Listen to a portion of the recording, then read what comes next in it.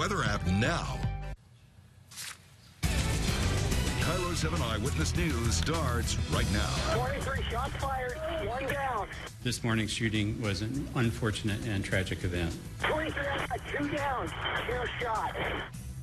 Here are the latest breaking headlines out of Olympia, where an officer shot 2 men earlier this morning. They are both recovering right now. One man is in critical condition, the other is stable, but they will survive. Neither of those men were armed with weapons, but they reportedly attacked the officer with a skateboard. Well, that officer was not injured. He was not wearing a body camera at the time, but investigators are going through surveillance video from a nearby Safeway. That Safeway is where the 2 men allegedly assaulted a clerk and tried to steal beer before they were shot by the officer. Let's take a look at some live pictures now from Chopper 7. This is a protest. It's being staged at Olympia's Woodruff Park. About 30, perhaps 35 protesters now. Some signs already on the ground. We saw this demonstration or another demonstration a bit earlier in the day at the Olympia Police Department, a group of about 20 people there. That rally was peaceful. They expect the same here this evening. There were no arrests earlier. We'll continue to follow that again from Olympia. Our team coverage from KIRO 7 Allison Grandy, who just spoke to the mother of the men who were shot. But first to Kevin McCarty with the latest on the investigation, including what we've learned about the cop who pulled the trigger. Kevin. Well, we know quite a bit about him now, Simney. He is a 3-year veteran of the Olympia Police Department. Before that, he was a military police officer while he was in the military. And after that, he was a Border Patrol officer before he moved here to the Northwest and joined the Olympia Police Department. The investigation into the shooting he was involved in will be done by an outside agency, not Olympia Police. And it's going to take weeks, according to those investigators. But this department has begun releasing a lot of information just hours after the shooting. Olympia Police Chief Ronnie Roberts says his department is doing all it can to answer the public's questions after 2 men were shot by an officer during an overnight confrontation. We do not know all the details yet. This is preliminary information I will be sharing with you. We will give out information as soon as it becomes available to be as transparent as possible in this circumstance. A police radio recording captured the moment the officer opened fire on 2 men who officials say confronted, then assaulted him. Officer Ryan Donald had spotted 24-year-old Andre Thompson and his stepbrother, 21-year-old Bryson Chaplin, after employees at a Safeway supermarket claimed the 2 men, matching their description, tried to steal beer, then threw it at employees and ran away. Got with 2 on skateboards down Cooper Point. It's going to be before 14th. The 35-year-old Donald can be heard telling dispatch he was stopping Thompson and Chaplin, then radioed he was in trouble. Donald refers to himself by his unit number, 23. 23 shots fired. Police say Thompson and Chaplin ran into the woods, then came back out and assaulted Donald. He fired at one of them. 23 shots fired, 1 down. 23 shots fired again, 1 down. Then the other. 23 2 down, 0 shot. Police say, though, both Thompson and Chaplin are black and Donald is white, there is no evidence that race was a factor in the shootings. I have no indication that that was. And whether that is or not, that will be determined by this investigation. But I have nothing that leads me to believe that it was a factor. That's something the investigative team is also going to be looking into quite a bit, as well as the facts of this case. That team is made up of agencies throughout Thurston County and the prosecuting attorney's office, but the Olympia police will not take part in that investigation. One of those investigators said Officer Ryan will be interviewed on Tuesday. He was asked, why wait so long to interview the officer involved in the shooting? They said studies have shown that after people go through traumatic events, it actually helps their memory to wait a few days before you interview them because they remember facts more clearly after some time. And he said the investigation is likely to take weeks. Live in Olympia, Kevin McCarty, KIRO 7 Eyewitness News.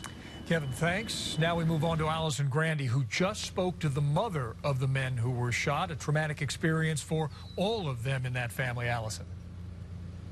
Steve, Crystal Chaplin spent today going from one hospital to another. She talked to us about 45 minutes ago when she got home.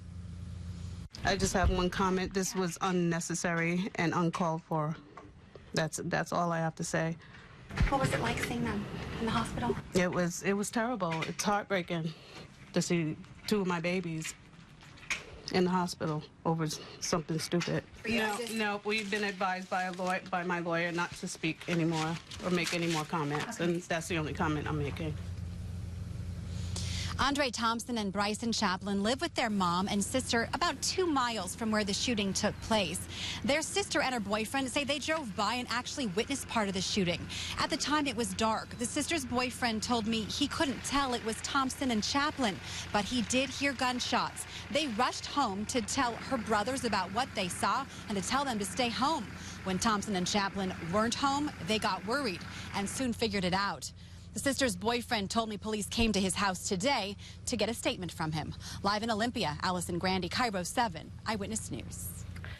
And we're joined now by Francisco Duarte, a former attorney with the King County Prosecutor's Office. Francisco, thanks so much for being with us today. Thank you. Well, we heard authorities say earlier today that race was definitely not a factor in the shooting. But as prosecutors move forward with this investigation, what role, if any, will race play? Race is a big role in this case. We know from the United States Department of Justice statistics that the black men are 4 times more likely to be killed and shot by police officers when in custody. So it is a big deal. And we've seen many incidents around the country recently that suggest that there's a lack of proper training for the police departments and their police officers to deal with these sort of situations. So it is a big issue. And I think one of the bigger problems for the prosecuting attorney as well as the investigation is that it must be transparent. If it is not transparent, the community will have some real serious questions about the legitimacy of the conduct in this case. When you look at it, those questions have already started. Use of force here by a police officer who was armed, 2 people not armed with knives or guns, but with a skateboard. Does that make that argument of use of force more difficult to make for the police department? Not necessarily, because it is a subjective sort of view. And if a police officer reasonably believes that they had a serious threat, whether it's caused by a fist fight or by a skateboard or a bat or whatever, the officer then has the ability to use deadly force to protect themselves or others. And so, not necessarily true. However, when you have 2 individuals who are not armed, who are not posing any threat of shooting, using knives and that sort of thing, it really brings into question the police conduct. And we know that the Thurston County prosecutor told us a little while ago that they're going to be looking for malice in this case to determine whether the officer did anything wrong. What would constitute malice? It's interesting that they're using the word malice because that creates a really high standard to prove that the officer did anything wrong. But generally speaking, malice means that the officer acted with some sort of willful intent to deprive these 2 young men of their constitutional and civil rights. Francisco Duarte, we appreciate you coming by again and enlightening us to these issues. Thank you. You're very welcome. Thank you. Our coverage continues throughout the night on KIRO 7, on air and online. Right now, our Gary Horker is at a last-minute community forum put together. Religious leaders will be there, and there is a protest scheduled for later this evening. The sights and sounds from both events and the latest, of course, on the investigation. That's on KIRO 7 at 11. New at 6, a gay Rainier Beach Scout leader who was booted from the Boy Scouts last year is hopeful the organization will lift its ban on gay troop leaders.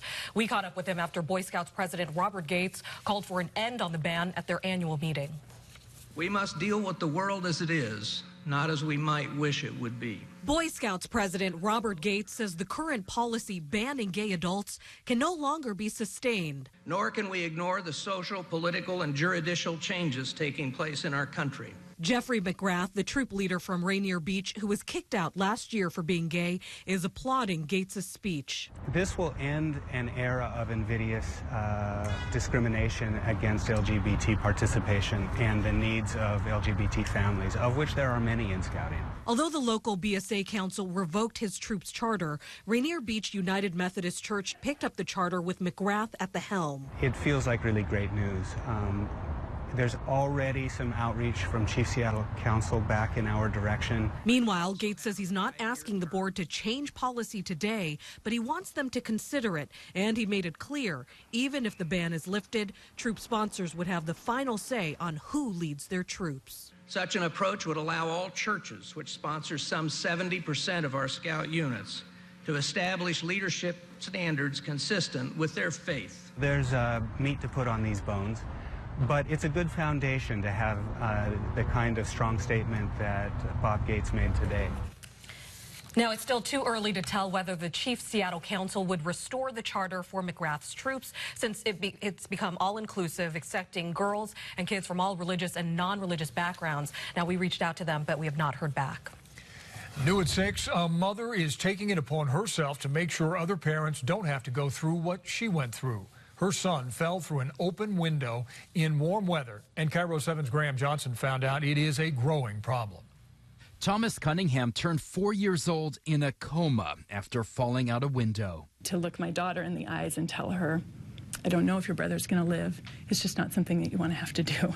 Becca Cunningham says her son was reaching for the window blind cord, which she and her husband had tucked safely out of reach. He fell 15 feet, landed on his head on concrete. Thomas spent 5 weeks in the hospital and had a year of outpatient treatment. Last year, at age 7, he threw out the first pitch at a Mariners game as his mom works to warn other parents. He's recovered beautifully. But nobody ever fully recovers from a brain injury. In our region, without much air conditioning, window falls are all too common. Last year, doctors here at Harborview treated 13 children who fell out of windows. So far this month, they've already seen 5. Public health officials estimate each year in Washington, 150 children fall from windows. This is not a supervision problem. I see kids where the parent is standing right there, right in front of them.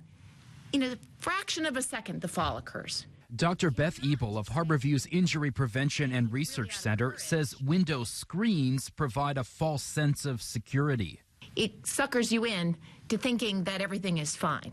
Screens don't hold a child's weight, so Becca Cunningham showed us a couple options to keep windows from opening more than 4 inches. One is a window stop and one is a window guard. Both can save lives. In Seattle, Graham Johnson, KIRO 7 Eyewitness News. Beginning today, 5 fire stations in King County are offering free window stops. We'll post details at KIROTV.com. A group of 4th graders from Seattle are taking on the effort to clean up Seattle's only river, the Duwamish. The A-list effort and the one thing you can do to help their cause. Strong thunderstorms with lots of lightning still firing off over the North Cascades tonight. I'm tracking that movement of those storms and when the best chance of showers will be for your neighborhood as we head into the upcoming weekend.